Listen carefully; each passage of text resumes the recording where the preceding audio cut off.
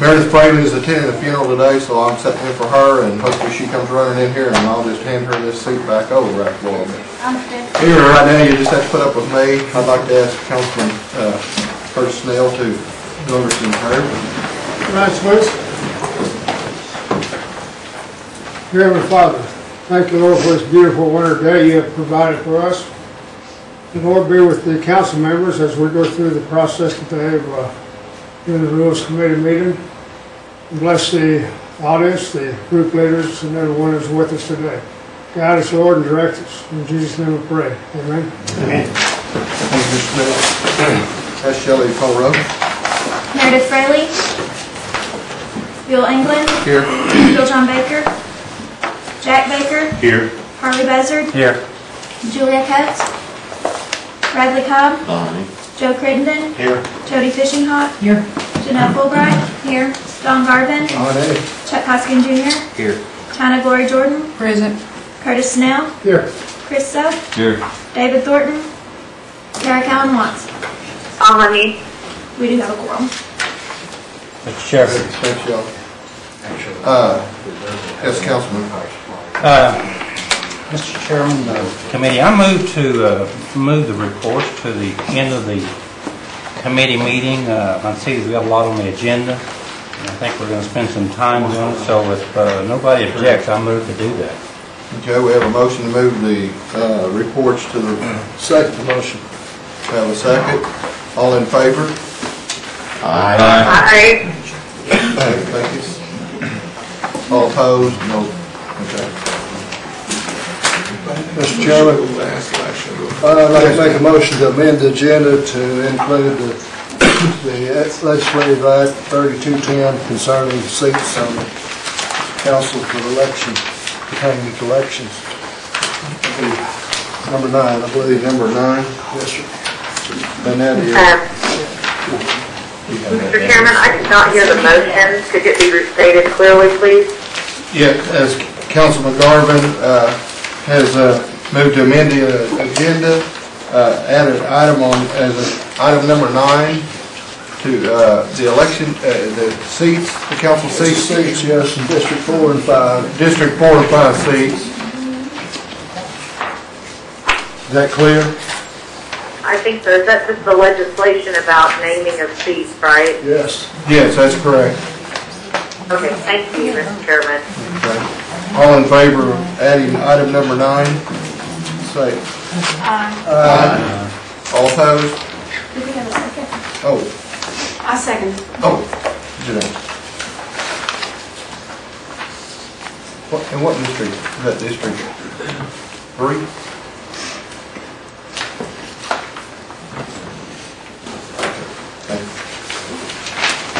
Okay, next on the agenda is approval of minutes. So moved. Second. Councilman Cobb moved.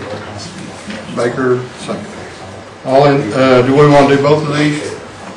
Yes. Okay, we'll just do both. All in favor? Say aye. Aye. All opposed? Passed. Okay.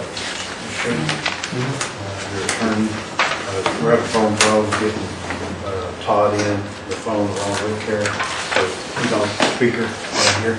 Okay. Todd, can you hear? Okay. I'll just leave that there until we get the phone fixed. Technical difficulty. Okay, next item is under old business, Tribal Council Expense Policy Proposed Amendments, item number 1. Mr. Chair. Yes, Councilor Cobb. Speaker Fraley asked me to take that and asked me to table it until next month, please. I'd like to table it until next month. Have a motion to table. Second. Have a second. Second motion. All in favor of tabling item number 1 under old business? Say aye. All opposed? Aye. Is that a late aye for no, or? That was it, yes. Oh, okay. Sorry for the delay. Gotcha. Want to be right. Okay, under new business. The next item is elected officials compensation committee recommendation, discussion and possible action. Mr. Chair. Councilor, Speaker Fraley asked me to take this, and I believe she is on her way. She was attending a funeral, but she asked me to take this. This is a amendment to the to Acts, amending Title 19, Section 21, Title 51, Section 1 and 51 of the Compensation Act. If everybody has a copy of that in their hands, and you'll notice that there are some lines that are struck. Everything that is underlined, Section D, 2, there's nothing in 3, 4, and 4 is totally struck on Section D4, and there's a new 4. So everything you see there that's underlined is the amendment to the Act, and essentially what this does is...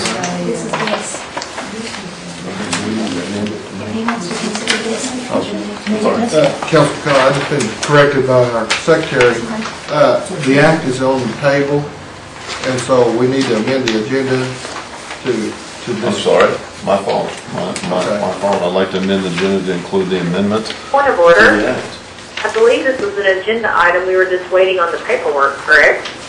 That was my understanding. I don't think it requires the amending of the agenda. Todd, That was my understanding. did you hear? I understand. What we need to do is that the report is on the agenda, so therefore we can hear the report and consider it. But there is a proposed amendment to the legislative act that has been circulating. It's going to be sponsored by Councilman Cobb. To consider that act, there does need to be a motion to amend the agenda to consider the act. So there needs to, did I hear that correctly? We need to amend it. So I would like to amend the agenda to include this amendment to the Act on the agenda. Okay. We have a motion. I'll second that as item 1. Correct. We'll just put that under item 1, Todd, under new business. We'll just attach it to that existing report. Okay, go ahead, Councilman Cobb. We need to vote. Oh, And I would request a roll call vote. okay. Okay, we have a request for a roll call vote. Or this is to amend or to... To amend the agenda to add this act to that.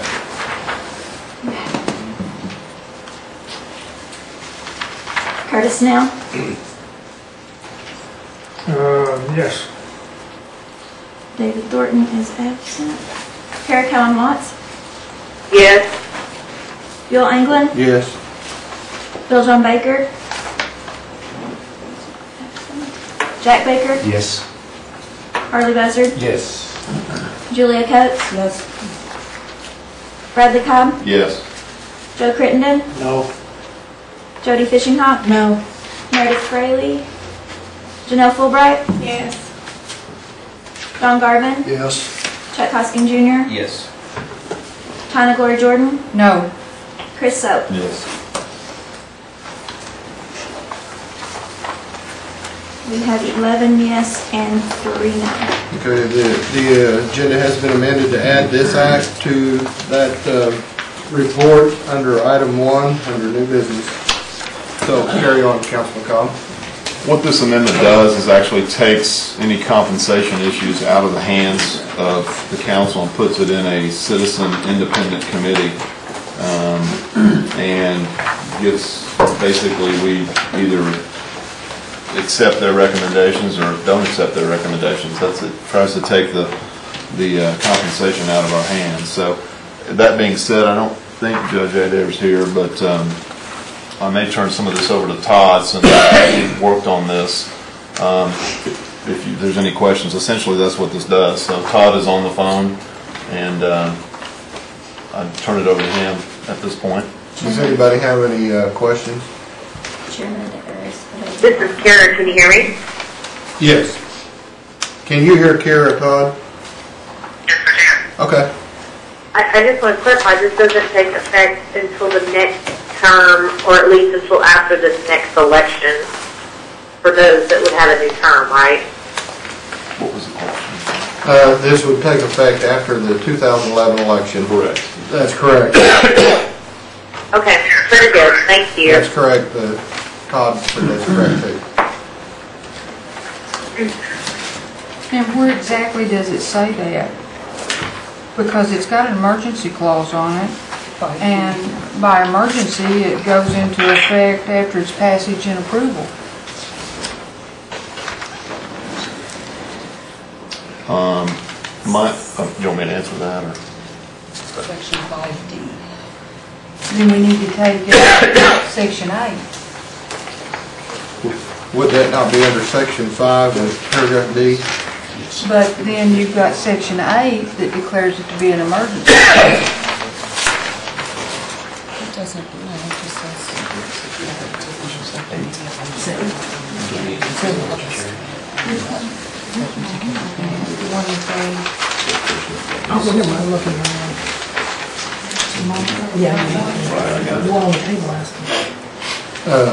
I mean, it's the one on the table that they've just handed out, right? Yes. Okay. Councilman Hoskins. Thank you, Mr. Chairman. I have a question on section 5D, which I think might somewhat go to this issue. I guess the emergency clause does mean the act goes into effect, but there's a term in the act which seems to delay the effectiveness of it. But I have a question about the wording. It says, for all duly elected, I'm looking at, Mr. Chairman, at section 5D, for all duly elected officials elected in August 2011 and thereafter.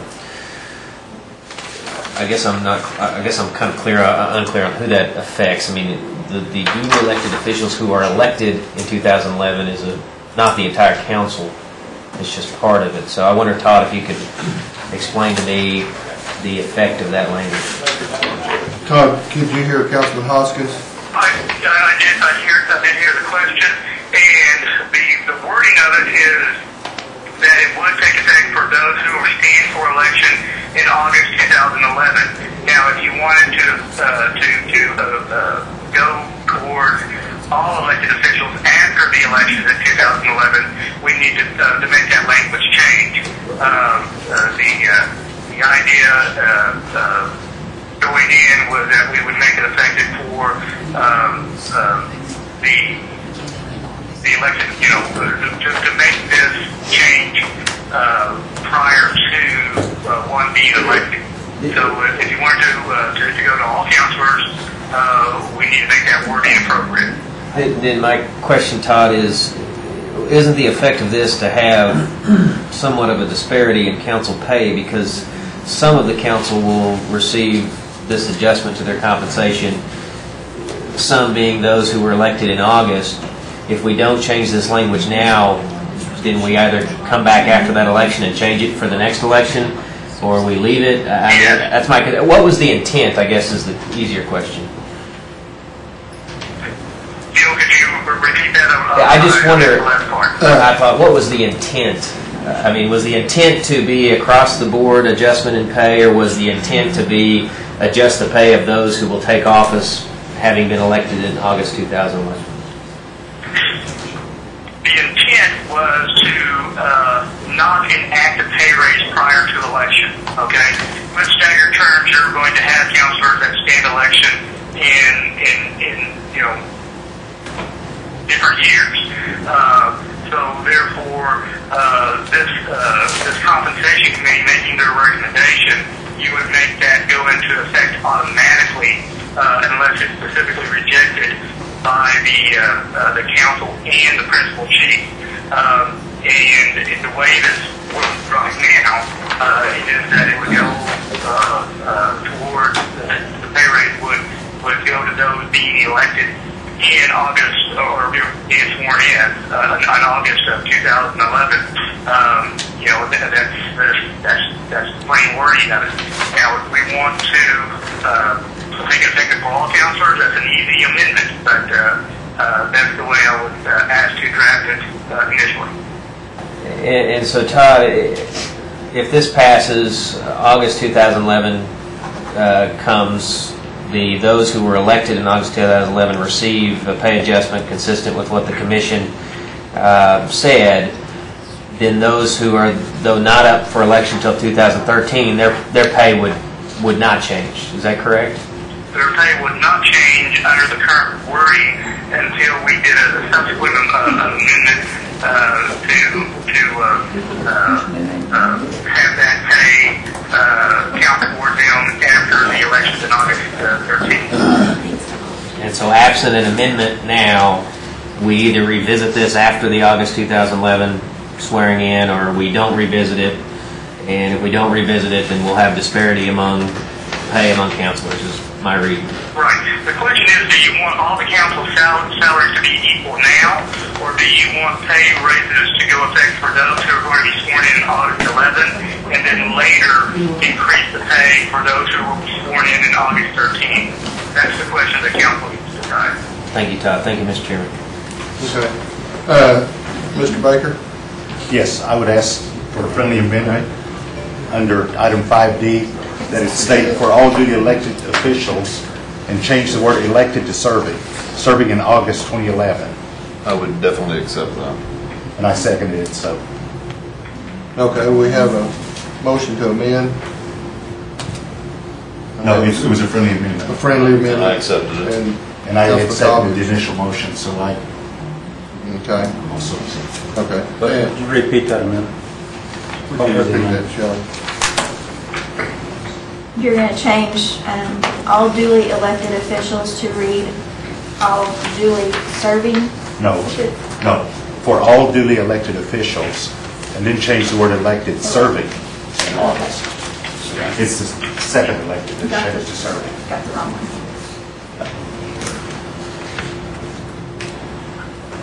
You want to add two words, serving in? No, I'm changing the second elected to serving. Just serving.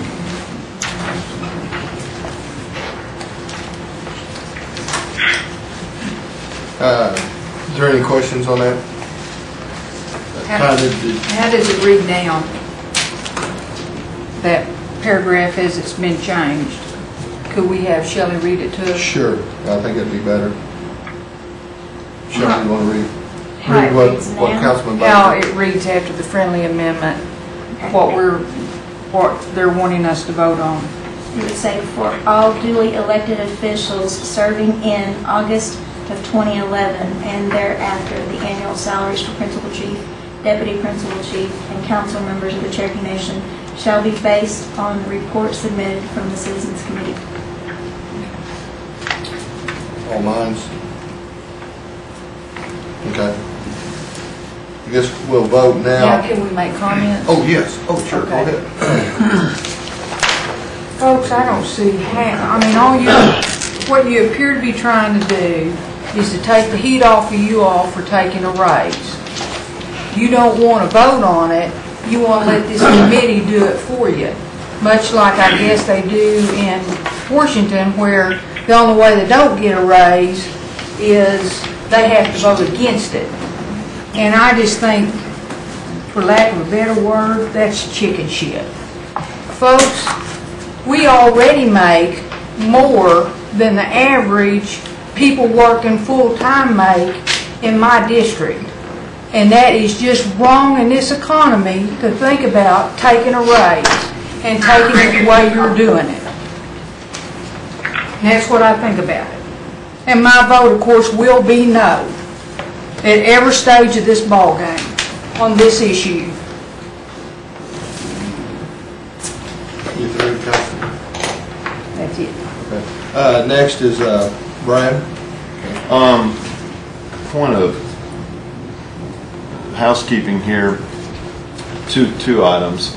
On D, number 4, on the end of the first sentence, shouldn't elected be also changed to serving to go in line with what we just passed?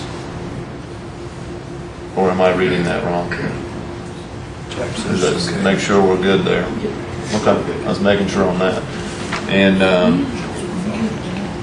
then the second thing I do want to address, and I understand Councilor Jordan's vote, but I do want to address her concern on Section 8. Make sure that the language written in there doesn't offset anything that we just did.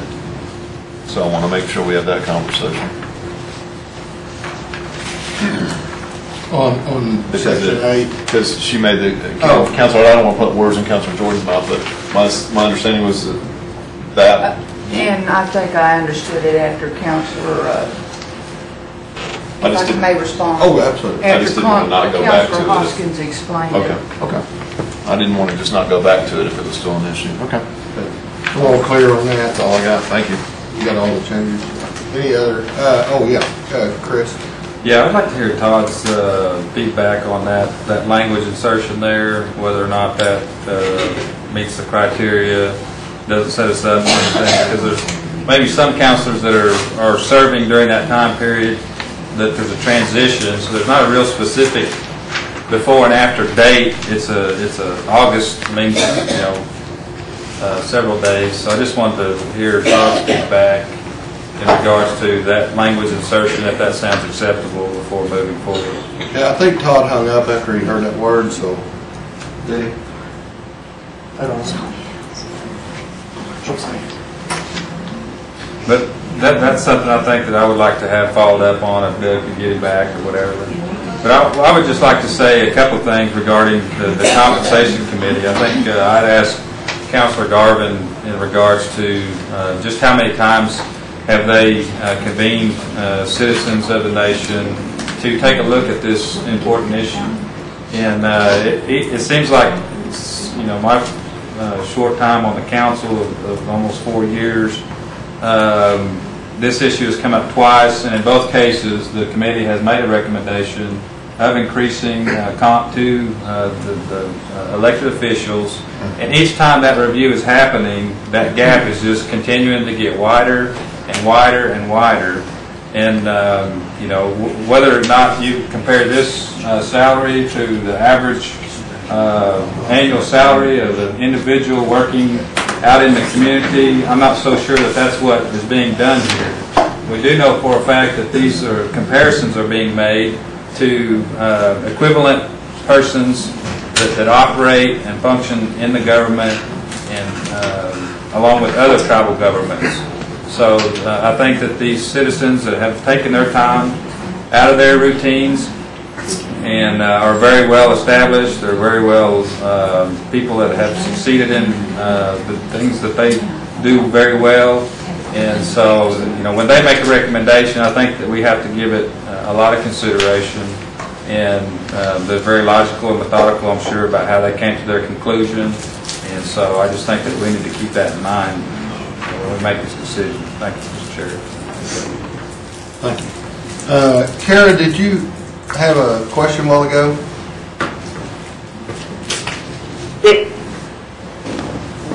Are you ready for somebody else to speak? Yeah, I had you down right behind Councilman So. Go ahead. Okay, so is it now? Yes. Okay, thank you. I'm sorry. I'm having trouble hearing, so. I agree with Councilman So. I think we've convened this. Is this our third Citizens Committee on compensation or second? I think it's the third. Okay, so this is the third consecutive Independent Citizens Committee that has said that not even just the workload that we all take on and responsibilities, but the fiscal responsibility and the importance of our roles and the integrity within the government. If we're going to attract more qualified candidates on a consistent basis, and we've taken on so many roles that most of us can't have other positions, it would require this higher salary. 3 independent citizen committees have decided that, and if I understood what Councilman Stokes said, he's correct. The bigger the gap gets, the more difficult it'll become. And this government's not going backwards.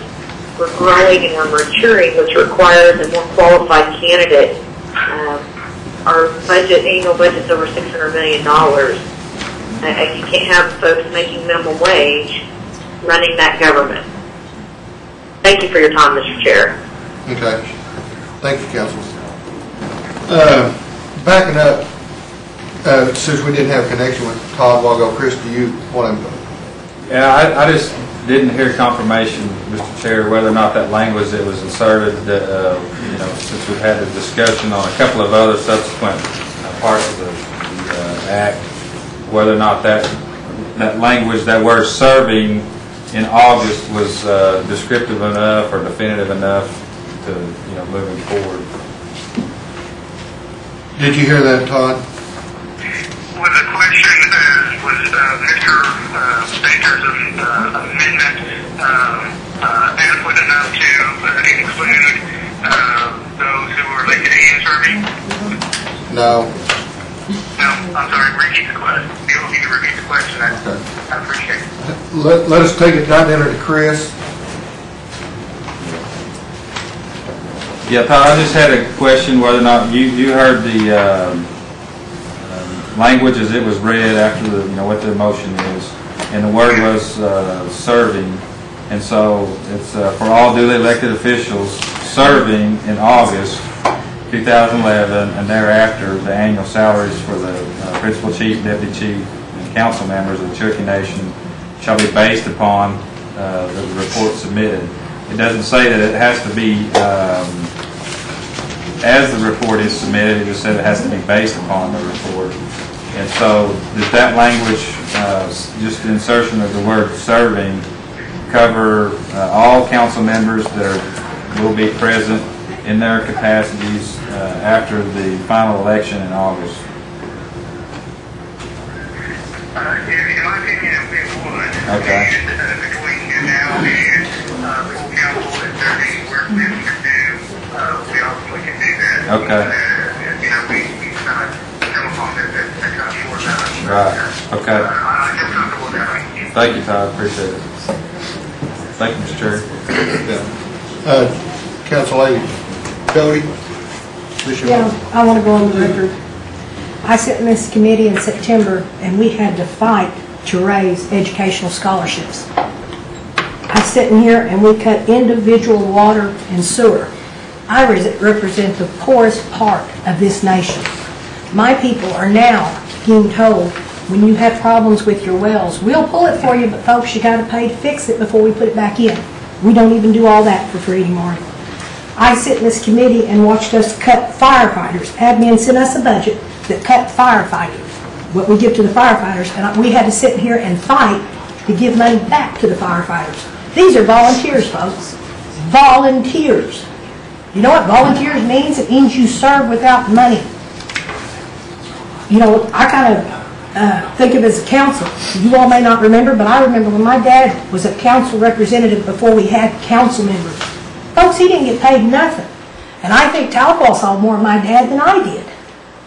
I remember in '76 when he got elected. I remember in '80 and '84. And I remember the first time they got $50, or when they just get gas money, or $50 for coming over for the meetings for the month. And them people were very passionate about serving, and they did not mind at all. And I guess maybe that's where my passion for serving comes from, not so much for the monetary value or what you gain, but something you're grown up with and something you feel inside. I can't get admin and CMB to give jobs to people in my counties, that don't require a GED and a high school diploma, but then we turn around and cut education, folks. That don't even make any sense. We deny contract help, but we're willing to give ourselves a raise. We cut all the charities. We cut the Boys and Girls Club this year. We cut the Zoe House. We've cut infrastructure, and we still want a raise. We could stand to give Obama $50,000. We didn't cut that. We didn't cut the governor's inauguration. We give them $25,000. We're really high on politicians giving them money and giving ourselves money. Folks, if you want to give yourself a raise, don't backdoor it. Man up and do it. Say you want a raise. If you think you deserve it and you think your constituents are okay with it, by gosh, man up. Why won't a single person in this room man up and do it? And I'm voting no.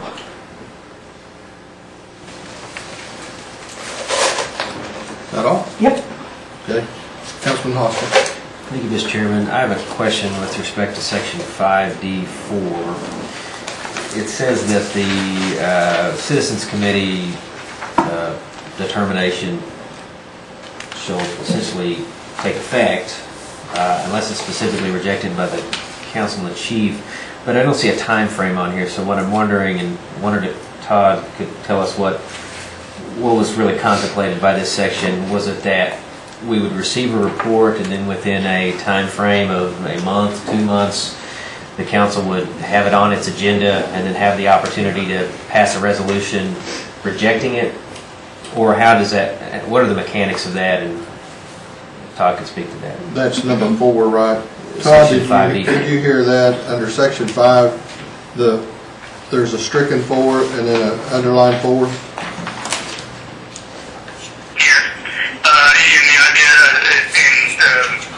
Chuck, with the question, would there have to be some type of affirmative action to adopt the report? Is that the question? No, Todd, that's actually not the question. The question is if the council wanted to reject the report, if the council wanted to reject the report, what time frame would the council have to reject it? So if the council remained silent for a month after the commission issued a report, then you might say, well, it takes effect because the council didn't act. But there's no time frame here, so I'm wondering, do we need a time frame? Otherwise, could somebody say, well, the council can act 2 months down the road, 4 months down the road? I just wondered. Right. There wouldn't be a bad idea to have a time frame to say that the council and the principal chief have until the next regular meeting of the council in order to reject the report. Thank you, Todd. Mr. Chairman, I'd recommend a little different than that, and just to add to that sentence, I think I've got this right in my head, within 60 days by resolution of the council. There's no problem with that language. And then, Mr. Chairman, what would happen is we would get a report, and then within a certain time frame, someone could propose a resolution saying, in fact, we reject that, because that's the only way I think it could work. And then there's the same time requirement for the principal chief to 60 days. Right. Yeah, I think that's right. 60 days by resolution of the council. And consent of the principal chief. Of course, the principal chief's not obliged, and it's really irrelevant whether he signs a resolution. I know that's his practice, but in this case, I would be specific and say he has to affirmatively agree with the resolution in order for it to be struck. That's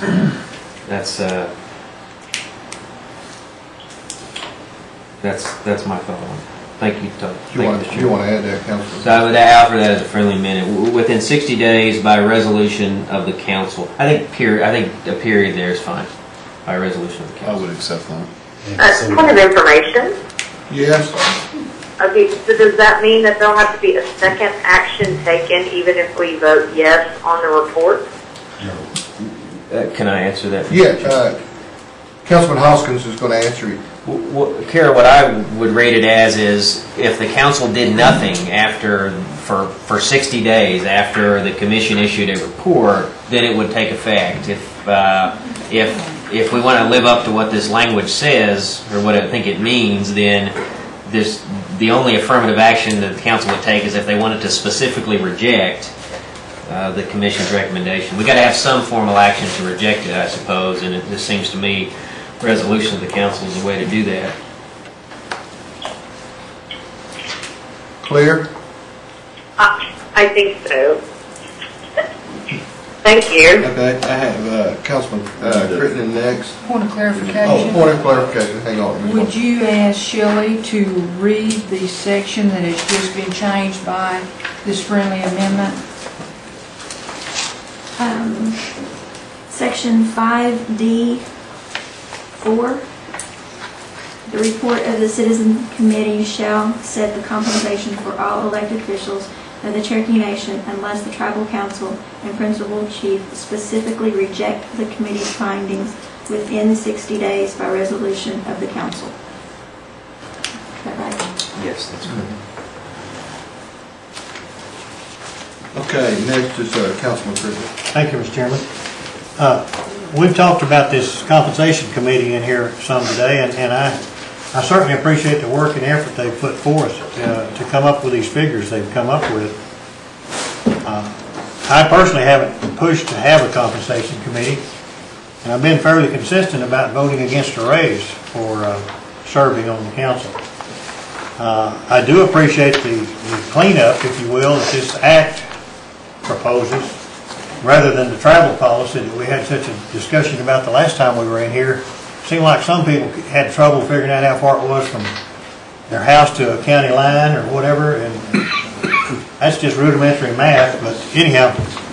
And the only reason we had that, I think, is Council Lady Fishing Hawk mentioned a while ago, last time we talked about a raise, it didn't seem like nobody wanted to belly up.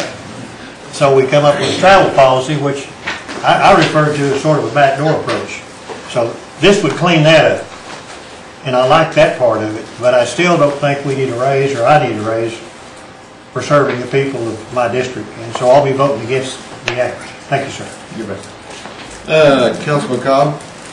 I just wanted to go on the record of what I see in this, and I appreciate Councilor Jordan and Councilor Fishing Hawk's comments. I know they're passionate about this, but I don't think there's any way, unfortunately, in the legislative branch, at some point you have to, because you're dealing with the budget, you have to deal with compensation. And what this does for me is, part one, it brings our compensation, if it's coming forward, more in line with how the state and the federal government does it. That's the first thing for me. The second thing is that it is a citizen committee, it's independent, and you have the ability to either vote yes or no on what they recommend.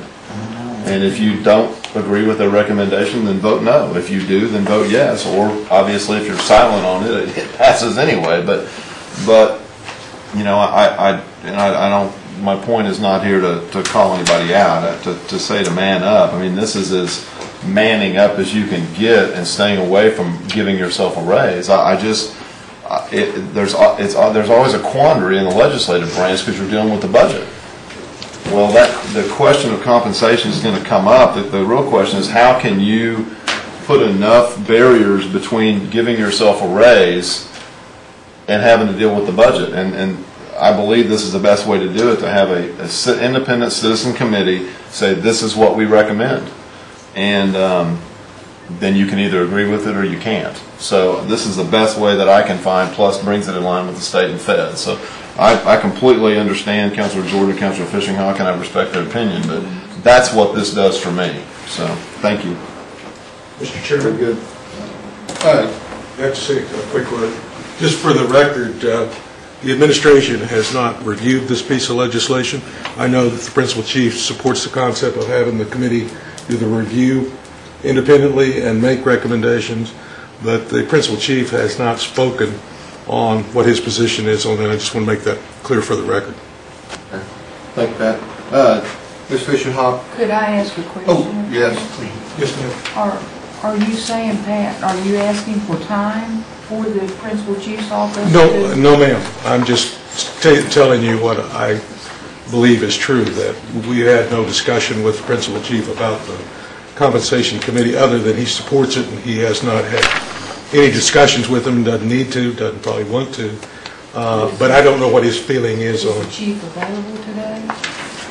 I do not know. Yeah, he has not even been briefed on this, to the best of my knowledge, so if you wanted his view on it, I think the fair thing would be for us to get on the phone with him and tell him what the recommendation is and what the council is dealing with, but he just has not been involved in this. I would ask that we consider tabling this or recessing this meeting long enough for the chief to give us some idea of his thoughts, because it's going to take both branches of the government for you all to consider passing this. You may want to get his input before you see a veto. It's up to the body.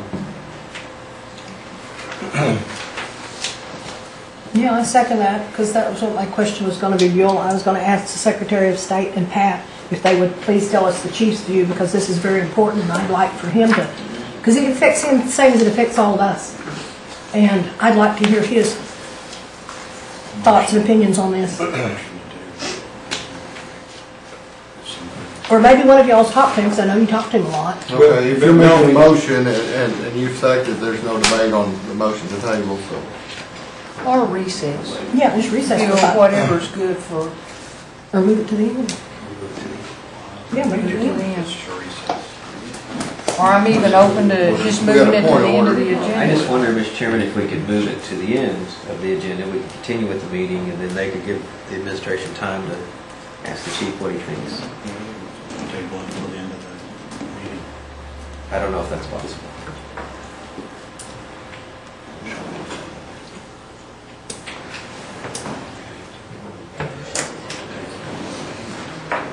Well, okay. Point of order. We either need a motion or we need to move forward. Yeah. You got a motion. Now I second it. But you didn't say what the motion was, Mr. Chairman. whether it's recess, to table it, or what. A motion to move it to the end of the agenda and allow Mr. Ragsdale an opportunity to visit with the executive branch regarding this act. Is that theoretically a motion to table? I believe it would be, Table to the end. just till the end. Okay, all in favor of moving it, tabling it to the end of this meeting today, signify, if you want a roll call vote. I would like a roll call vote. Roll call vote.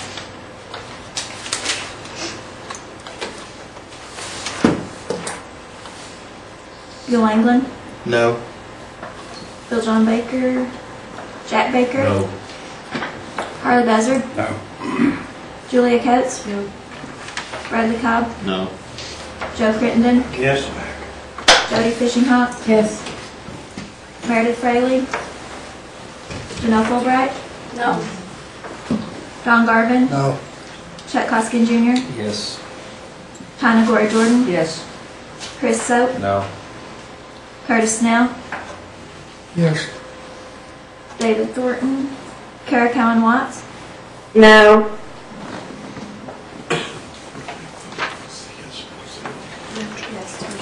we have 5 yes and 9 no to table. Mr. Chairman, Okay, so it failed, so we'll continue on. I call for the question, vote on the motion. I have one more And person. I have one more. Okay, it was, no, was it you, Jody? Was you through? Yeah, I was wanting to know about, maybe Mike Miller, he talks to the chief a lot. No, The chief is not, I'm wanting admin. the Secretary of input on State somebody's is input. talking to the chief right now. Oh, okay. Okay, I'll take one more question and Councilman Soto.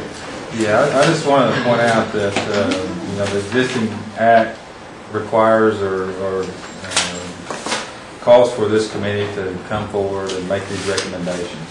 You either agree with them or you don't. But the question is that if you don't agree with them, then, the fact that this act exists is kind of something that comes into question, that if you're not going to support the recommendations or this method of recommendation, then what's the point of going through this act? So that's all I would say. Okay, thank you. And Mr. Garvin has called for the question, so we'll go ahead and Roll call vote. roll call vote. Are you gonna, Yeah. are you gonna let Pat tell you what the secretary said? Oh, She said just has to sit back on the The phone. secretary is talking with the chief, I believe, as we speak. I just stepped out to see her. It's been called. Todd, are you there? But I do have a question for Pat. Point of order. Point of Point order. of order. The question has been called. Question has been called. Council lady's right, correct? So a roll call I vote. thought I was, when he called it, you said you had one more person, it was me, and I had a question for Miller to ask about him, what he did before the question was called, and you recognized him. And he just, yeah, I did, and he said that the secretary was on the phone with him, so he didn't have an answer for you other than that. Okay. Could you pull her in here real quick and ask her? Tell her time is of the essence.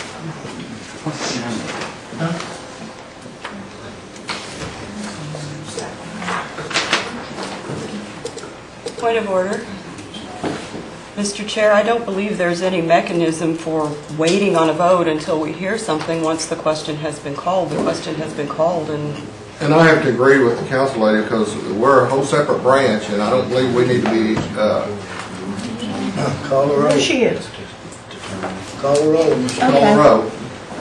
Mr. Chairman, would you do a check We of were waiting on quorum you. before we proceed with the what the chief vote said. to ensure we have a quorum? Oh, okay. I believe that takes precedence.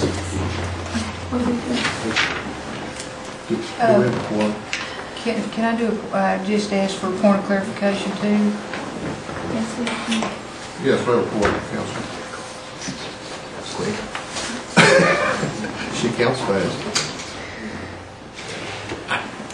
You know, unless I'm wrong, the question's been called, and I don't think there's any more. Well, on a point of clarification, wouldn't that take precedence before the vote?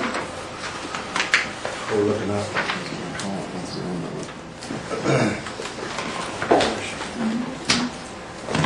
I'd ask for a ruling from the chair. Mr. Chairman, I think they're stalling. Some people agree. Well, I think some people would like to ram this down our throat, but I think the point of clarification comes before anything else.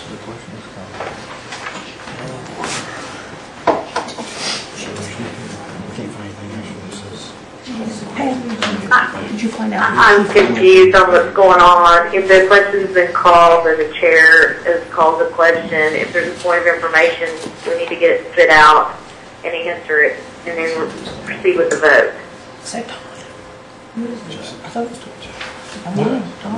So I understand that you think, Council Cowan,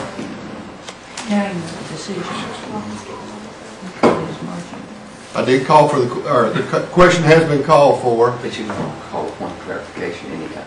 It's just a clarification of what you're voting on. You recognized me, and both of them said that they've heard from the chief and they're ready to talk. But the question has been called. Is it not the privilege of the chair to listen? Okay, I will listen to the secretary briefly. Thank you, Madam, or Mr. Chair. Did speak with the chief very briefly about it. The report from the compensation committee he believes is reasonable. I discussed the act. Of course, he hasn't read the act or the amendments, but the basic premise of it.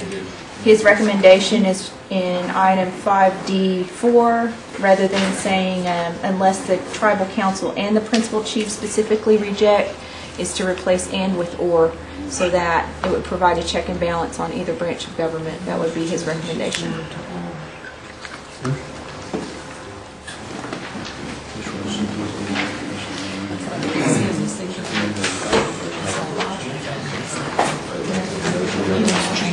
Okay, all minds clear now? Yes. Roll call?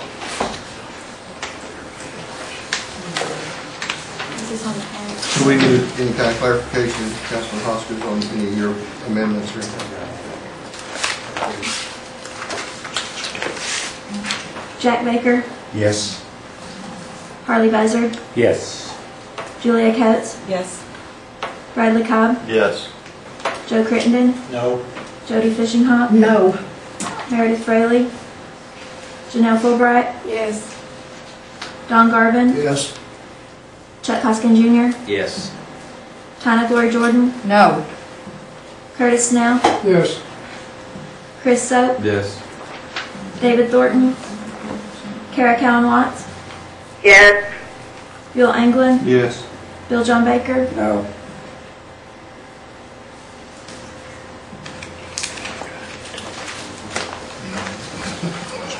we have 11 yes and 4 no. Okay, the act passed. Okay, moving on to item 2. That was the act. Does that get everything on that?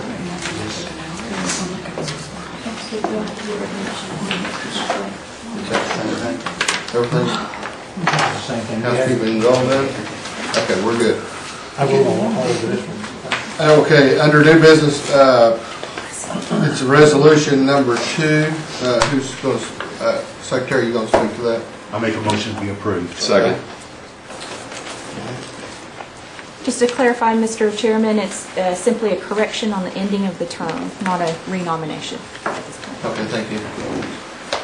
Any other questions? Just on information, who's the sponsor? Who is the sponsor? I would be happy to sponsor if you'd like. Okay. Jack Baker. Any other sponsors? Okay. Is this for Dan, agent? Yes. I'll sponsor too. Okay. Shelley, add my name also. And mine. And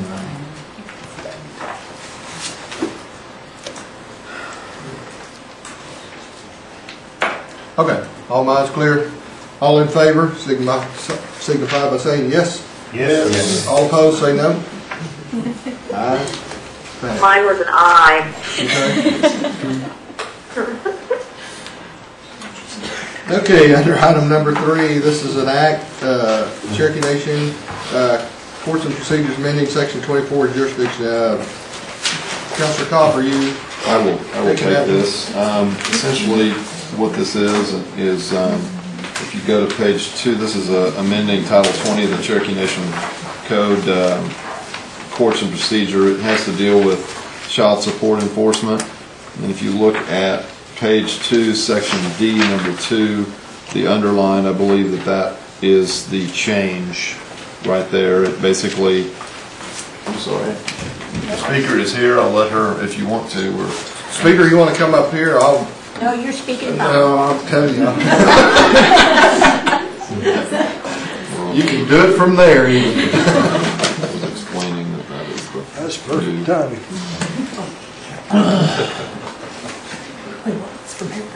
Okay, is everything clear on it, or are you letting the speaker reread that, or?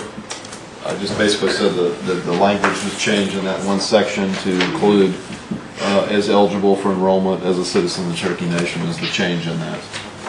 Is there any questions on this? Oh, yes, ma'am. Go ahead. Chair, I think there was another one, including, or in number 4, instead of all, we changed it to or. This is under... Including the employer. Okay, under this same act and everything, okay. All minds clear. This is an act, roll call.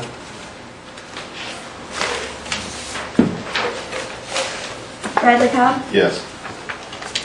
Joe Crittenden, Yes. Jody Fishinghawk, Meredith Fraley, Yes. Janelle Fulbright, Yes. Don Garvin, Yes. Chuck Hoskin Jr., Yes. Hannah Glory Jordan, Yes. Curtis Snell, Yes. Chris Soap, Bass. David Thornton, Kara Cowan Watts, Yes. Bill England, Yes. Bill John Baker, Jack Baker, Yes. Harley Buzzer, Yes. Julia Coates, Yes. Chris Soap. Yes. We have 16 minutes. Yes, ma'am. I know this is probably late to even ask this, but I'd like to ask this of Meredith, if possible. How do we gain jurisdiction, personal jurisdiction, over the employer of the non-custodial parent? That would, the only time I would think we would be able to do that would be if we were the employer. But it appears this might be addressing all employers within our jurisdictional boundaries, and I'd like clarification if that's what you think that means. I'd like to defer to Karen Whitworth, who is the director of, pardon me, the Child Support Services. But she couldn't hear your question. My question is on, and it may be a little late, so I'm asking for the leeway of the chairperson. I'll grant that. But I'm concerned about section 24, well, let's see, the section 4, then section 24, and of that D4, where it talks about if the Cherokee Nation District Court has personal jurisdiction over the non-custodial parent or the employer of the non-custodial parent. Give me instances where we would have personal jurisdiction other than them working for us, Cherokee Nation, that we might have jurisdiction over the employer of the non-custodial parent. a business entity. Right, right. We have income assignments that, which allow for payment to come to our office. And that is for every employee throughout Cherokee Nation.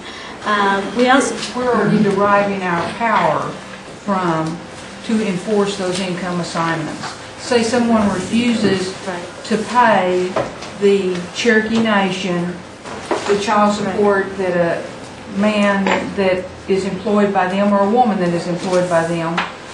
Your order goes out to a business here in the 14 counties, I guess, and they're told to waylay a portion of their employee's salary and send it to Cherokee Nation child support. Now, let's say somebody refuses. How do we derive our power to enforce our contempt powers over them unless they've consented to this relationship? There is a reciprocal agreement. Maybe there is an agreement, but there's also the federal regulations that also provide for. It talks about income assignments, and so it's applicable to not only states, but it's applicable to the tribes as well.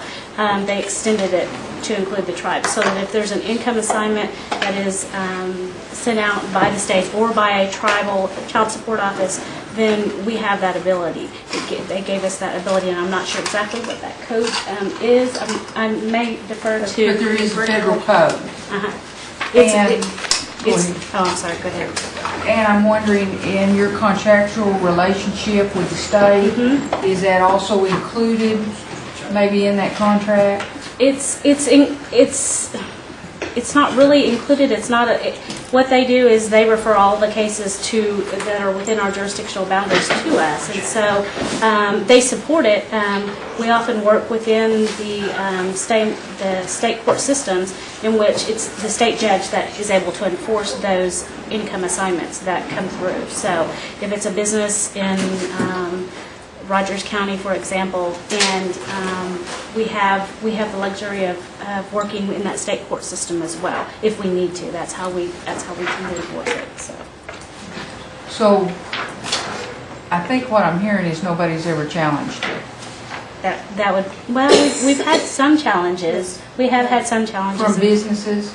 We have, and we've taken them to the state court system, and they've talked to the employer about the state regulations as well as the federal. Okay, so what you're doing is you're not pursuing those objections in tribal court. You're moving over to the state system, which that entity does. The state would have jurisdiction over that entity. Those have been the state cases. There are tribal cases. So far, we've not had anybody come in. Right. Not had anybody challenge a tribal case yet. And the change here, this was already here. All that was really changed was it didn't make a lot of sense when it said of, and so they changed it to or, because it made more sense what was there. I don't know if it was a grammatical or if that's the way it was supposed to be, but it didn't really make a lot of sense the way it was reading, and so that was the change. This was already there. Okay. So. Thank you. Okay. Mr. Chair. Okay, thank you. Thank you, ladies. Okay, moving on to number 4. Councilman Hoskins. Thank you, Mr. Chairman. This is a resolution, Mr. Chairman. The issue is the stance of the United States government on the Human Declaration of the Rights of Indigenous Peoples. When Councilman Coates and I started working on this, the United States had not endorsed it. The Bush administration had opposed it. President Obama said he would review it. After we started working on it, he approved it, endorsed it. I don't know that Councilman Coates and I had anything to do with that, but we sure tried. But I think it is important that we go on the record in support of this. This document, they started drafting it 22 years ago. It's a long time in coming. Essentially, it's an aspirational document that recognizes the rights of indigenous peoples around the world. Probably the beneficiaries of it are indigenous peoples, our brothers and sisters in other parts of the world, more than us in this country. But I do think it's important that we express our appreciation. And so the revised version, which I would substitute, which was passed out before committee, changes the wording to reflect that the United States has already endorsed it. and that the Cherokee Nation, rather than encouraging the endorsement, is expressing appreciation for the endorsement. So, and I appreciate Councilwoman Coates' help on this. She really brought it to my attention a few months back, and appreciate her help. So, with that, Mr. Chairman, I'd move for its approval. Second. Okay, we have a first, we have a move and a second. Any more comment? I have a question. Yes.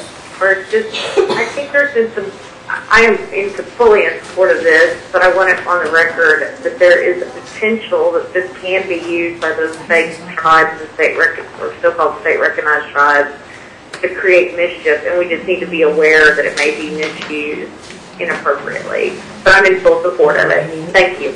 Okay, Ms. Coates. Yeah, I'm very grateful to Councilor Hoskin for his initiative and putting this together and everything. We have talked about it in the past, but he is the one who has moved it forward in recent months.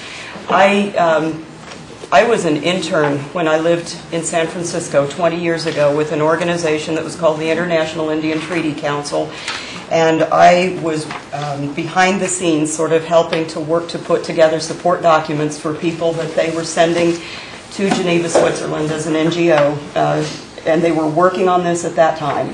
So that's how very long this has been in the works. And it had been a few years even before that, so more than 20 years basically.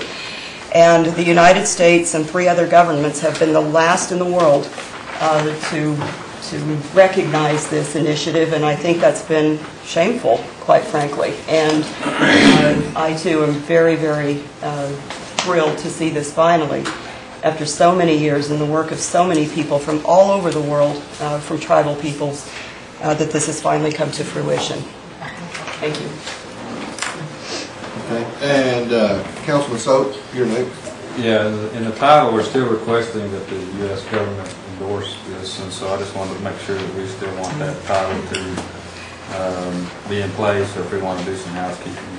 We will just let Councilman Hoskins and Coates go to Washington, D.C. and make that happen. I have Speaker Fraley next. Thanks for bringing this forward, Ms. Coates and Hoskin. I consider this a standard that the federal government must live up to and strengthen. I think it will strengthen our negotiating and lobbying efforts with the federal government. So I appreciate you bringing this forward. Is that all, Madam Speaker? Yes, sir. I'm sorry. Councilman Hoskins, did you have a follow-up? I think we can take care of the title. I appreciate Councilman Coates checking that out. And I'll okay, all minds clear. This is a resolution. All in favor, signify by saying aye. Aye. All opposed? Passed. Number 5. Mr. Hoskins again. Thank you, Mr. Chairman.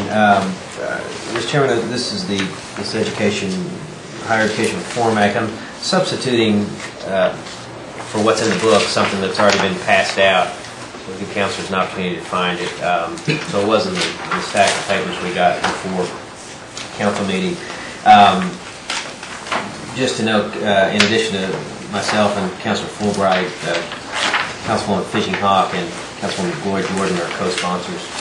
So, Mr. Chairman, the issue, as I saw it, was there was not really any underlying legislation that concerning our higher education scholarships, and I'd asked over the course of several committee meetings whether the actions taken by the administration with respect to the higher ed scholarships were consistent with the statute, and as it turns out, there really wasn't a statute. We appropriated money for the higher ed program, but I think it's important that the council have some minimal amount of legislation so that there is some guidance for the discretion that the administration will of course exercise.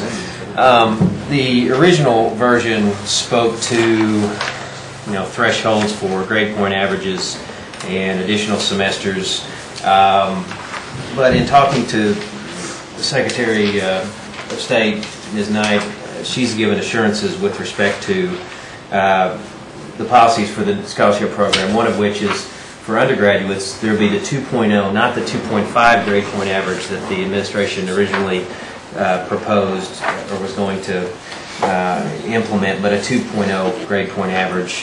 There's been assurances. These are all reflected, by the way, Mr. Chairman, in a document that the Secretary sent out by email, but that document also reflects that there's a probationary period, which I think the program has historically maintained. If you drop below whatever good standing is, you're on probation for a semester. There is a provision in there that you could have additional semesters to go to school if it takes you longer, and you appeal that to the higher education group, and they make that determination. So I think those assurances are reassuring.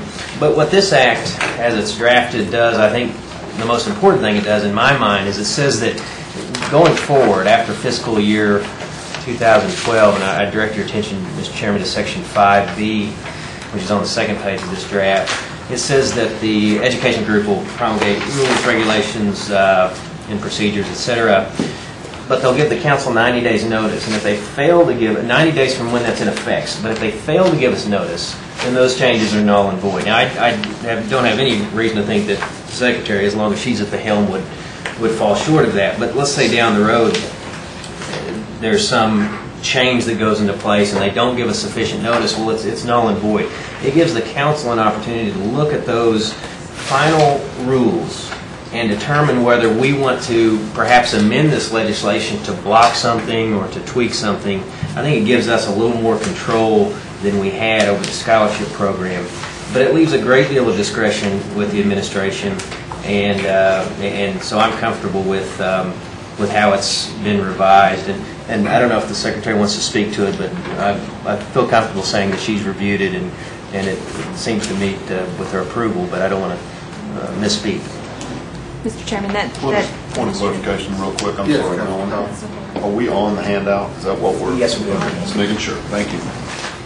Mr. Chairman, I completely concur with what the councilman has spoken of. We've worked these over for quite a few months now, and I hope that we've come to the middle in terms of policy that we can all live with and go forward with, and will serve as many students with the funding as what we have. So, thank you, Mr. Chairman.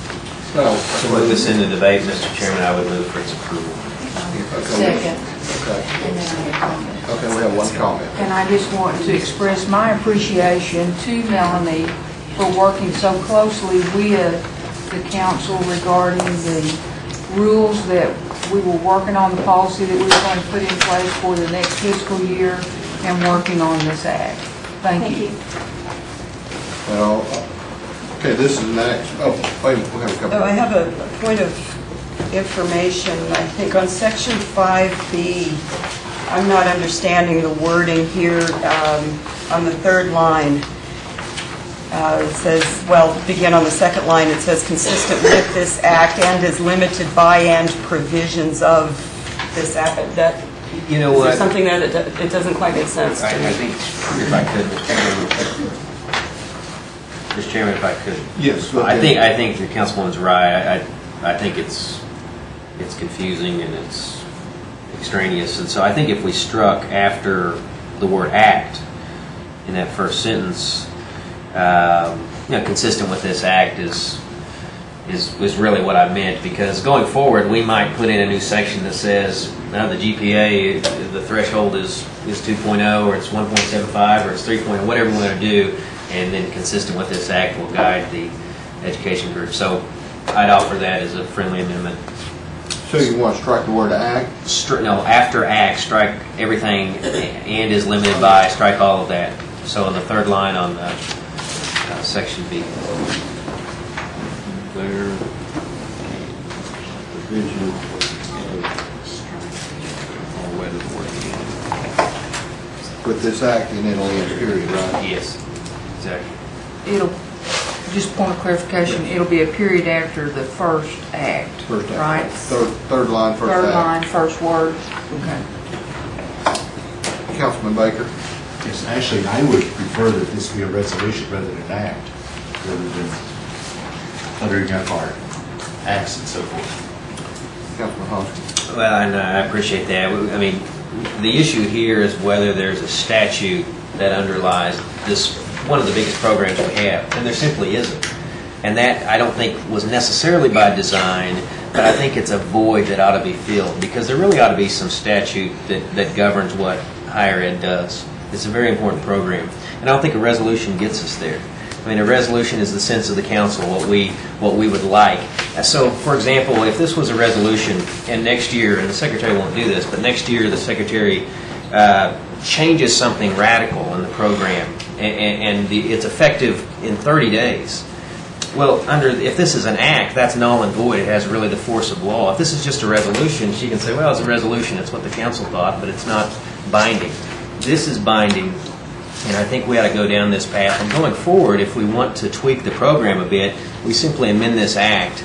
We may not need to. We may just be comfortable with the administration having the broad discretion that this act gives us. So I guess I respectfully disagree. I understand your point. Thank you, Mr. Chairman. Is that all, Councilman? Yes. Any other questions? Okay, this is an act, so it'll be a roll call.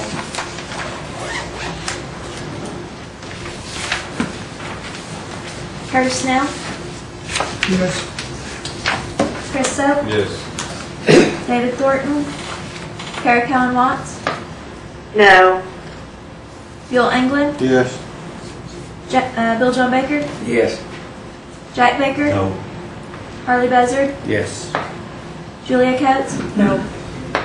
Bradley Cobb, Yes. Joe Crittenden, Yes. Jody Fishinghawk, Yes. Meredith Fraley, Yes. Janelle Fulbright, yes, Don Garvin, No. Chuck Hoskin Jr., Yes. China Glory Jordan. Yes.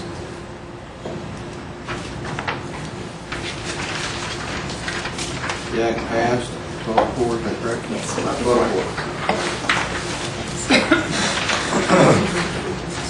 Okay, moving on to number 6, under new business, the Ms. Fishinghawk, Curtis Snell, and Mr. Crittenden. Who wants to take it? Mr. Chairman, this resolution is an amendment to Article 9, Cherokee Nation Constitution, pursuant to Article 15, Section 2, to require that all ballots cast in Cherokee Nation elections be done in person at polling stations within the jurisdictional boundaries of the Cherokee Nation, with the exception of those that are physically disabled, temporary or permanent, or serving in the United States military. And if this is approved, it would become part of the ballot for the 2011 general election. And I would move for its approval. My second. We have a first and a second. Councilman Fishinghawk, second. Any discussion? Councilman Baker. Yes, I'm opposed to it because it basically disenfranchises the majority of the citizens of the Cherokee Nation, because it disenfranchises the rights of our citizens living away from the Cherokee Nation, which is more than 50% of the population, to be able to vote. I am opposed to it. Thank you. Councilman Cobb. I just wanted to say that one of the issues that we face, and I think the federal government faces it also, but we face it to a more extreme, is the percentage of our citizens that actually vote. And I think this actually makes us go the other way, to be bluntly honest with you. I've had several conversations with constituents that are concerned about this legislation, so I'm definitely not in favor of kind of the cast ballot here. Thank you. Have Ms. Fishinghawk next. It doesn't disenfranchise them. It says they need to come home to vote unless they're temporarily disabled or in the military. There's a difference in disenfranchising the federal system, voting system. At all. I think it was the wrong term used. Councilman Jordan. Councilman Jordan. It appears that we're arguing the merits of the amendment. All I understand that they're asking is that it be put on the ballot to let the people make the choice. Whether we're for or against it is immaterial. They have had constituents that have asked them to put this on the ballot. It's no different than some of the other things that we have put on the ballot. They're simply saying let the people vote on it. It's an issue of concern to the people. We already had 3 or 4 things that are going on the ballot in June of this year, and we're simply saying let the people have the choice of voting whether they want this or don't want this.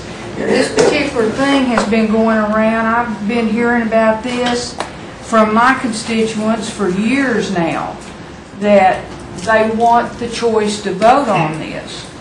I'm not saying I'm for or against it, but I do believe in the right of the people to have a choice to vote on it in our next election. So I will support that it go on the ballot. I'm not saying I support or don't support this. I'm saying I support the right for it to go on the ballot and let the people make the choice. Thank you. Okay, Council Lady Coates. I think it's disingenuous to say that this is not disenfranchisement. I mean, that technically may be the term, but that's sort of like saying that Diane Watson's bill in Congress against us was not a termination bill when it would have had the same impact.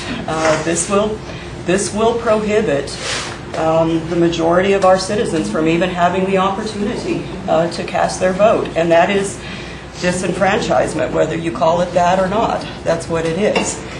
And I don't quite see what the reason for it is. We've had numerous elections for 40 years now in which people out of state, out of boundary, have voted.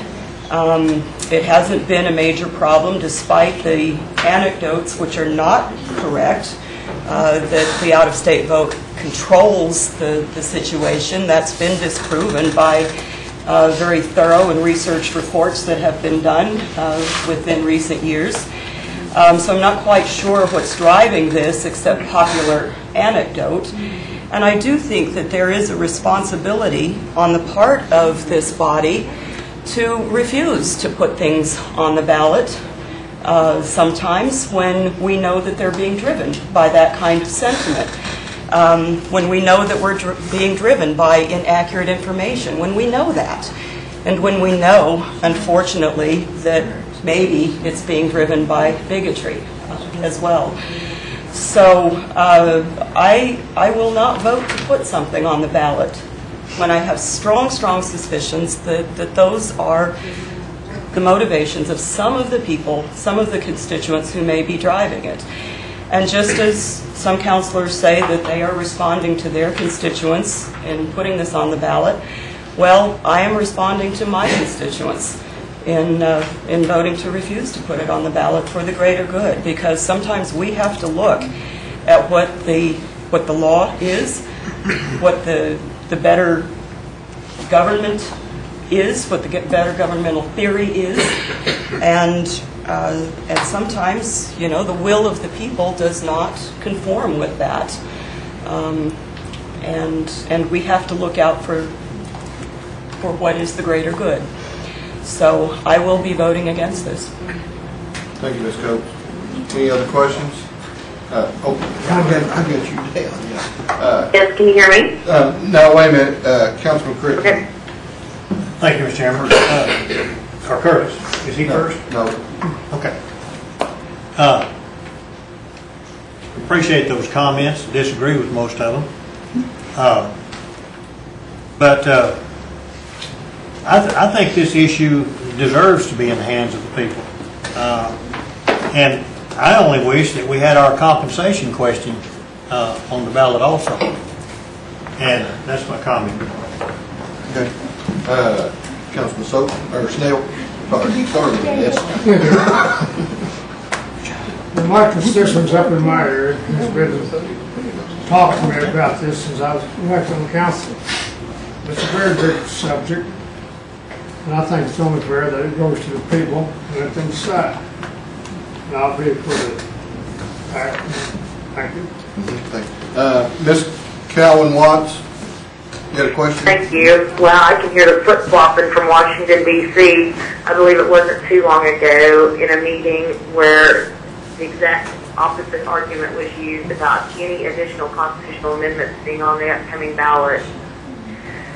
So that is very frustrating to me. But regardless on the merits of the issue, we cannot put an additional burden on our voters than what we already have. And that doesn't matter. You seem to be targeting at-large voters, but this would also impact all of our voters in districts who choose to vote absentee because we have got our elections set during summer vacation time and numerous other things, and we should make it as convenient and easy as possible for our voters to access the polls. Thank you, Mr. Chair. Thank you, Ms. Watts. Any other questions? Oh, so. Yeah, I'd like to just make a comment that when I think about, the opportunities that this act would have, and I simplified it a little bit, and I said, okay, what if we did it regionally, and we said that from this point forward, all voters would have to go to Dewey to cast their vote. I mean, I think about that. That puts a lot of hardship, and we're right here within, the 14 counties, Cherokee Nation proper. And when you think about that logically, it just doesn't make a lot of sense to put that expectation on, our local citizens. So I won't be in support of this act. Thank you, Mr. Chair. Mr. Chairman. Speaker. Or Secretary. Mr. Chairman, thank you. Yes. Just wanted to advise that the principal chief does not support this bill. One of the fundamental rights as a citizen of the Cherokee Nation is access and participation in your government, and this would severely limit access to a constituency of our citizens, and it is incumbent upon us to protect those rights. While one could say that at-large citizens could simply come here and vote, what we know is it takes resources to do that. And so by setting up a second-class group of citizens, then you're requiring them to have resources to participate in their government, and that's not equal access. So for those and other reasons, the principal chief cannot support this bill. Thank you, Secretary. Ms. Fishing-Hawk. Once again, I think we're arguing the merits of it. But what this is doing is giving the people a right to vote, and I don't think anybody loses when the people have a right to vote. I've gotten calls from New Mexico and Arizona telling me they support it, and that, to be honest, that kind of surprised me. Thank you. Okay. Councilman Hoskins.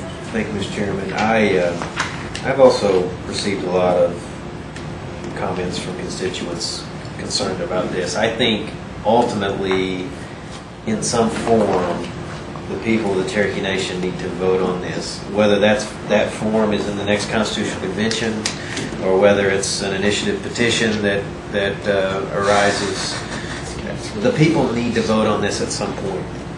And I sympathize with the sponsors because I know they hear a lot from their constituents. If they're hearing what I'm hearing, then they're hearing a lot from their constituents on this issue. It's definitely, I don't think it's at all frivolous to have the discussion. I have a little concern about possible unintended consequences for particularly folks in my district and all of our in-nation districts with respect to absentee voting.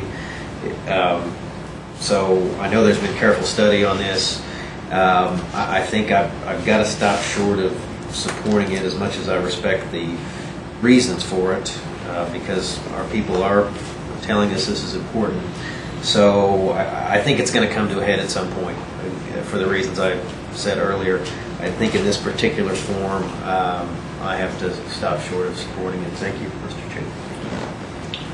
Okay, I think we can move on. I think everybody's spoke their piece on this, so I will, this is just a resolution, so stopped all the debate, so all in favor signify by saying aye. Aye. All opposed, say no. Aye. Aye. Or aye. Would you like to record the ayes? Let's just do a roll call vote. Yeah, that'd be good. Kara Cowan Watts. No. Bill Anglin. No. Bill John Baker. No. Jack Baker. No. Harley Buzzard. No. Julia Coates. No. Bradley Cobb. No. Joe Crittenden. Yes. Jody Fishing-Hawk. Yes. Meredith Fraley. No. Janelle Fulbright. No. Don Garvin. Yeah. That was Russian. Chuck Hoskin Jr. No. Tina Glory Jordan. Yes. Curtis Snell. Yes. Chris Soap. No. We have 4 yes and 12 no. So this resolution fails. Moving on to item number 7. Ms. Fishy Hawk. Yes, this arose out of the fact that we now have a full-time election commission, as we used to not. What it is saying is, in case of removal or death or disability of any council member, the seat shall be filled by a vote of the people, and it will be done within 90 days. Instead of the council coming together and picking who they want, we're going to let the people decide on this. And since it's a full-time commission, there shouldn't be much of a problem with it, and I move for its approval. A move for its approval, a second. And what? Mr. Chair, Okay, Ms. Jordan seconded. Okay, now, Chair. discussion. Chair Yeah. Talmott. Yes, go ahead. I thought that Jack Baker had already presented this and we had passed, it'll be on the ballot for 2011. Another version, not this version. I didn't understand the I question. think it's the same one. Can you tell us?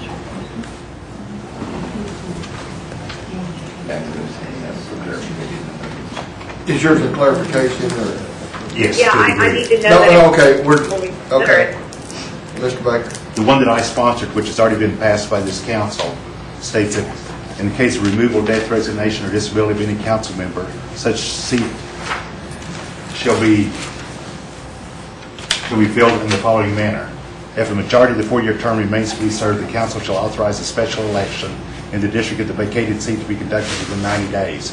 If a minority of the 4-year term remains to be served, the council shall elect a replacement who would otherwise be qualified to serve in the district of the vacated seat. And that's the difference. Mine allows the people to vote on it regardless of how much is left. His is a 2-year mark, and they appoint and not let them vote on it. There's a difference.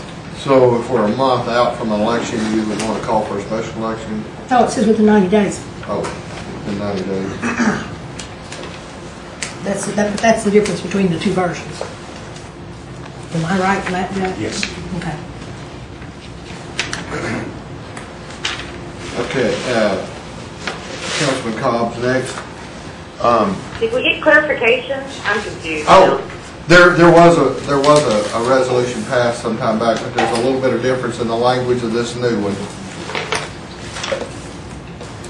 Well, at some point, can the author address what the difference is? Yes, on my version, no matter how much of the term is left, the people get to vote for their representative. On Jack's version, if 2 years or less is left, they don't get to vote. So it's still up to the discretion of the council, like if it was a month out, we wouldn't necessarily have to call an election if it was within a few months or something of another election, correct? You wouldn't call one. That was already asked. There's 90 days in there. Thank you.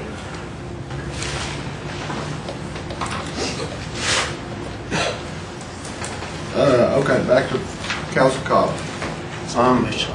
I have a logistical question, probably for some of the attorneys in the room. They're pretty thin today. Who decides you're disabled? And part B to that is, my point being, I was in the hospital for almost 90 days. So if I had been sitting on the council, theoretically, what would have happened? I'm just curious. Reading, I think, Chuck, and I'll yield to Chuck. I'm just curious. I mean, it's not an indictment. I'm just kind of curious. Chuck, I'll yield to Councilman Austin. Well, just to say, I don't know the answer to that question, although I think in a lot of statutes it'll say incapacitated. Lack of, I think what probably the intent was, I did not draft this, but lack of capacity as opposed to disability.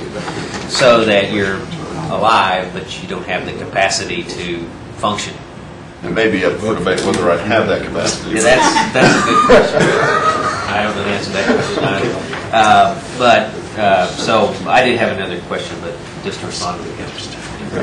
Okay, Councilman Baker, Jack Baker. Yes. My concern is that both of these are on the ballot. They could either both fail or they could both pass. And then if they both passed, then we would be in a quandary because we have a constitution that's opposing itself. And I would be willing to substitute this for mine if we said in the event that there's a year or 1 year or less in the term, then the council would fill the position. Point of information. I would accept that if it comes as a friendly amendment, because I think a year is better too. Or Joe would have to accept it. I'm sorry. No. You may. So, Yeah, I would. I would accept that. so instead of saying half their term left, say that there would be a year left, a year or less, then the council could appoint the person, select the person. Point of information. Yes. Okay, so we have elections now every 2 years. How does that impact either amendment, the one that's already passed or the one we're considering? Because the term is still 4 years. Councilman Baker's going to answer that. But let's say the term is still 4 years, so it may be that the special election would coincide with the regular election if the person's. Mr. Chairman? Yes, Mel. I have something to offer in that regard. It's the only reason I butted in at that moment. But if a friendly amendment could be considered, rather than calling a special election each time, but to have the election held at the next general or midterm election, we will now have elections every 2 years, and so it would go no longer than a 2-year period for the election to take place, and we'd save the additional cost. Because we're back to where we started. Mr. Chairman, I would just simply a recommendation, since we have two different versions, that you might, I'm sorry. Oh, they've come on. All right, I'm in trouble. Okay, I have Councilman Hoskins next. Mr. Chairman, unless the word disability has some special meaning in our Constitution, it does seem to me it ought to be incapacitation. That'd be my suggestion. Removal, death, resignation, or incapacitation. I don't know. I mean, I hadn't thought about the disability term until Councilman Cobb raised it, but Constitution. Unless there's some word, unless this has some special meaning in the Constitution, which I don't recall. So I guess I'd offer that as a friendly amendment, but would like to hear some discussion on it from other councilors. Okay, I have Speaker Fraley next. Mine was just in regard to Melanie. What's the cost of a special election? I don't remember. Does anyone remember the cost of a special election?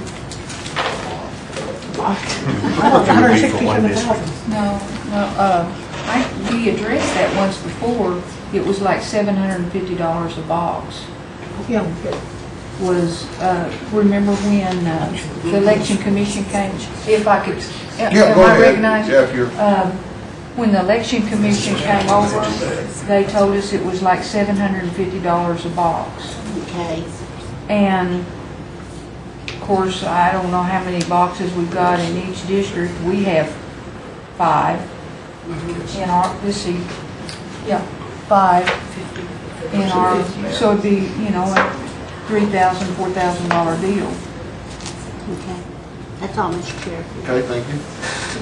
Councilman Soap.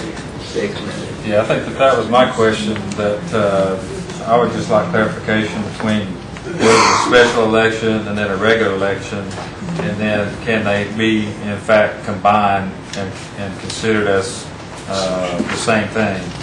And so it's pretty specific in here that says that they will have a special election, but if in fact we could combine them during a routine election period, it seems to me that would benefit us and cause less confusion, potentially.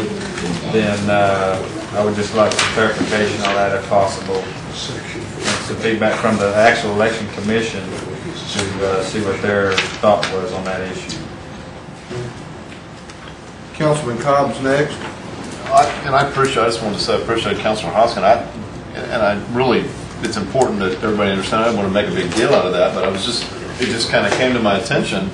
I was in San Francisco for almost 3 months, and if somebody had been in a car wreck or anything, and they woke up and said, "Hey, by the way, we appreciate it, but you're no longer on the council," I just that was, it just kind of came to my attention whether it was, I didn't want to direct it toward me or not. It just came into my mind, so thank you.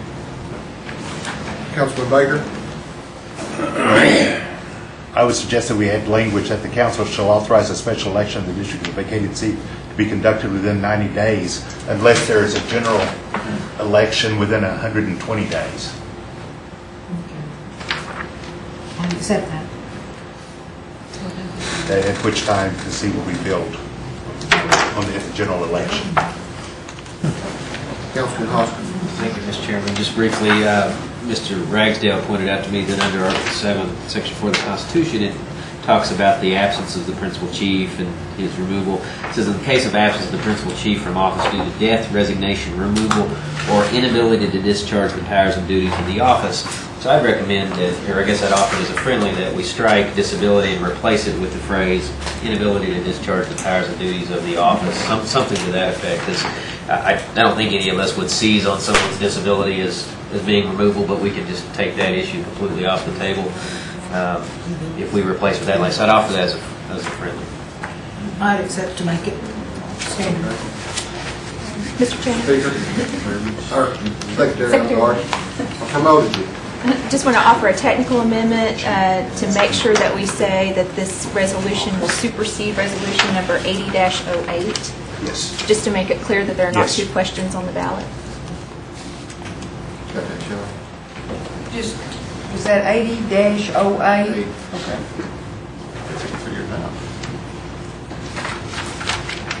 Let our secretary get caught up with all the friendly amendments.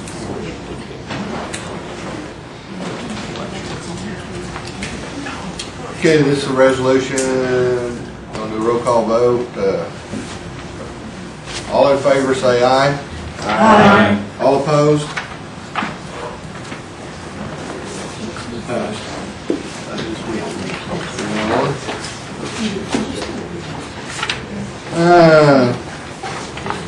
Next one is. I'm going to withdraw this one. Oh, okay. Withdrawn. Withdrawn by the sponsor. Number 8.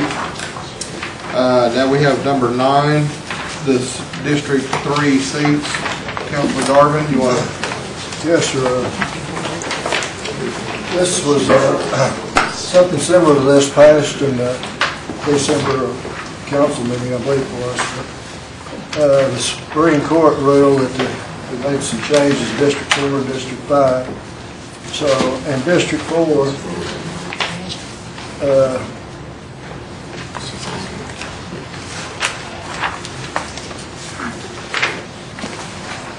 it's an open there.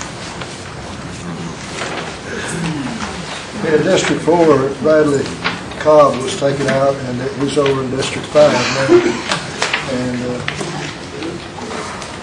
District 5 should be one seat's unoccupied, this seat number 3. So seat 1 is Councilperson Buell Anglin, seat 2 is Councilperson Carol Watts, seat 3 is unoccupied. Going back to District 4, seat 1 is Councilperson Meredith Fraley. Seat 2 is Councilperson Chris Soap and Bradley Cobb. And seat 3 is Councilperson Chuck Hoskin. So with those changes, I make a motion we do this by acclamation. Okay. We have a second on it, and this is just an act. So I second it. we have a second. All right. This is an act. Roll call vote. Mr. Chairman, By acclamation. Okay. By acclamation. All in favor? Signify by saying aye. Aye. All opposed? Aye. We have 1 no votes. Do we need a roll call? Okay, roll call. Acclamation? That, it didn't work. Oh, okay. Roll call. Meredith Fraley? Yes. Janelle Fulbright? Yes. Don Garvin? Yes. Chuck Hoskin Jr.? Yes. Tanya Corey Jordan? Yes. Curtis Snell? Yes. Chris Soap? Yes. David Thornton, Kara Cowan Watts, Yes. Bill England, Yes. Bill John Baker, Yes. Jack Baker, Yes. Julia Coates, Yes. Bradley Cobb, Yes. Joe Crittenden, Yes. Jody Fishinghawk, Yes. and Joe Crittenden. Did I get to vote twice? Yes. I'll vote yes. Oh.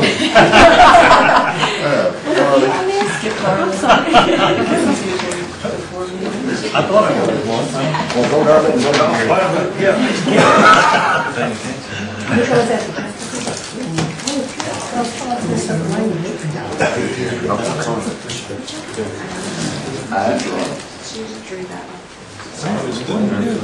I changed my vote to yours just to be done.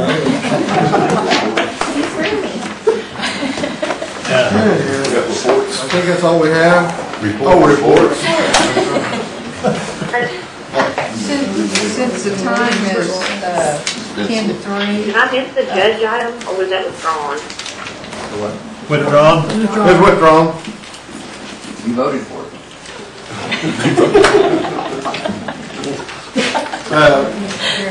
Since it appears to be 10 minutes, or 7 minutes to 3. Right. I would ask that we accept the written reports this month and verbal reports to be made next month. Okay. Do we have a second on that before we move forward? Do we have a second on her motion? To table? Second. Okay, we got a second from there. Andy? I need on our tax commission report, there's been a typo, and it says we had a decrease, but we actually have an increase.